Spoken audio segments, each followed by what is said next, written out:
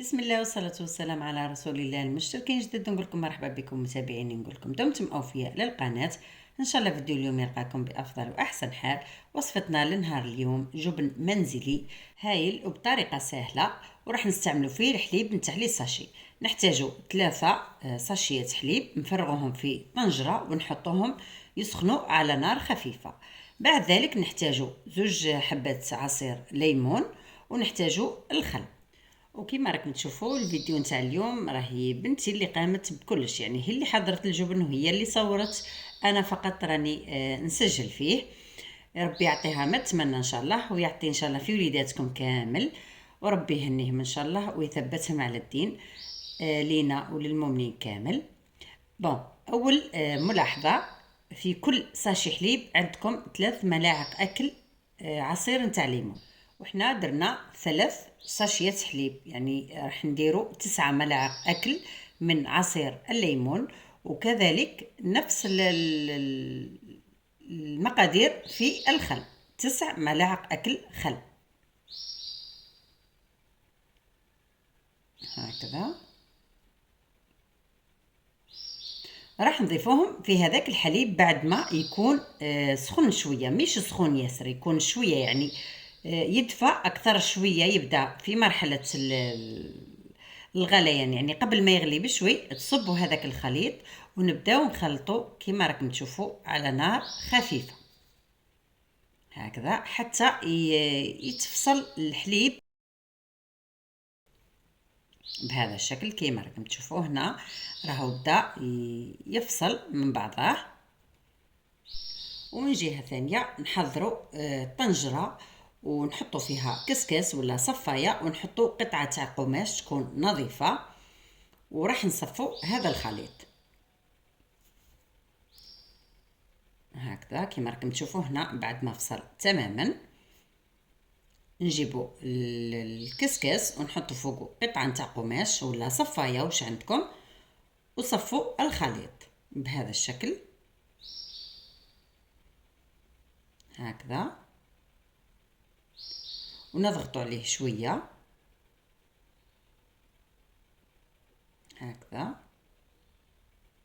ومباشره وهو سخون رايحين نحطوه في الاشواغ ولا في خلاط الكهربائي واش عندكم.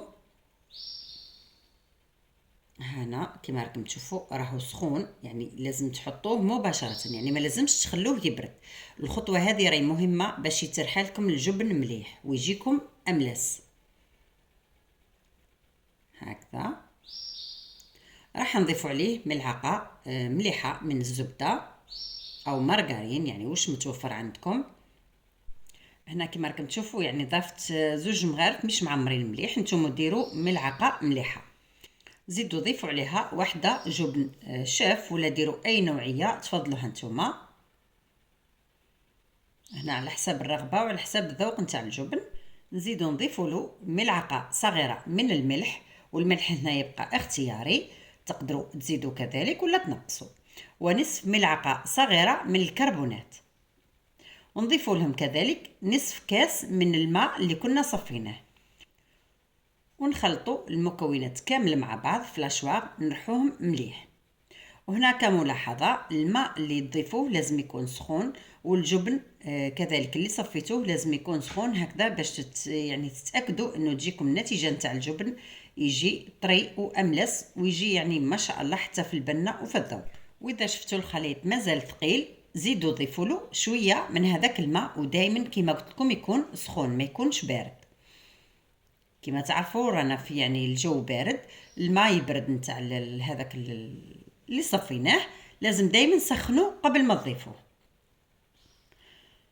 هكذا. شوفوا النتيجه نتاعو كيفاه جات، يعني يجي يكون نوعا ما طري، يعني ماهوش ثقيل هكذا. نزيدو نخلطوه مليح حتى كما قلت لكم تتجانس هذيك المكونات كامل، وفي نفس الوقت يولي طري والقوام تاعو كما راكم تشوفوا. هنا كما راكم تشوفوا الجبن راهو حاضر، ذوقوه وشوفوا، اذا لقيتوه ناقص ملح تقدروا تزيدوا تضيفوا.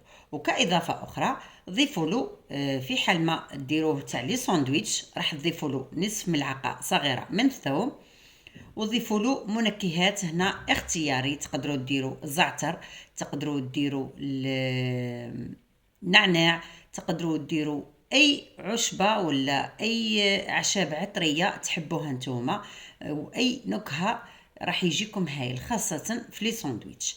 يعني هنا تقدروا تقسموه على اثنين، خلوا شويه للفطور يعني، والنصف الاخر ديروه تاع لي ساندويتش، ديروا فيه المنكهات اللي تحبوها نتوما. تقدروا ديروا الفلفل الكحل، الثوم، الزعتر، النعناع، زيت زيتون، واللي يحبوا الحار كذلك تقدروا ديروا البابريكا، يجي ثاني ما شاء الله هكذا.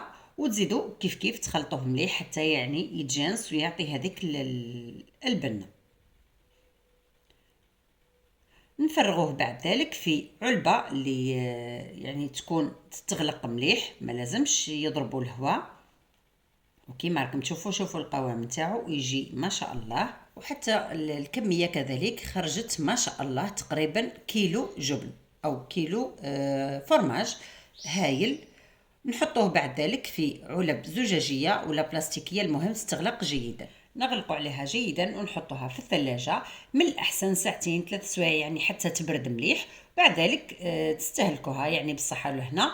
ومده الاستهلاك نتاعها على حساب المده نتاع الحليب والجبن اللي تضيفوهم يعني، ومن الاحسن ما تفوتوش 15 يوم. وهذه الوصفه مليحه ولا هذه الطريقه مليحه. دائما عندنا مشكل نتاع الحليب اللي يفسد وما نلقاوش واش نديروا به، تقدروا ديروا بهذه الطريقه احسن ما ترموه. وتقدروا ديروه كما قلت لكم بهذه الطريقه، وتقدروا ديروه في لي ساندويتش، تقدروا ديروه في لي غراتان كذلك، الفطور الصباح تقدروا ديروه كذلك في المايونيز يعني. عندكم به عدة استعمالات. وهذا هو القوام تاعو بعد مرور ليلة كاملة. شوفوا القوام تاعو في الخبز يعني جا ما شاء الله، وكذلك البنه نتاعو جات هايله. ولكم الاختيار يعني في انكم تضيفوا له المنكهات اللي تحبوها نتوما، او الاعشاب العطريه اللي تفضلوها نتوما، ولا تخلوه كيما راه. هذه هي وصفتنا لنهار اليوم. ما بقى لي غير نقول لكم لا تبخلوا علينا بالاعجاب والاشتراك في القناه، وفعلوا الجرس ليصلكم كل جديد، وبارطاجوا لتعم الفائده. والسلام عليكم.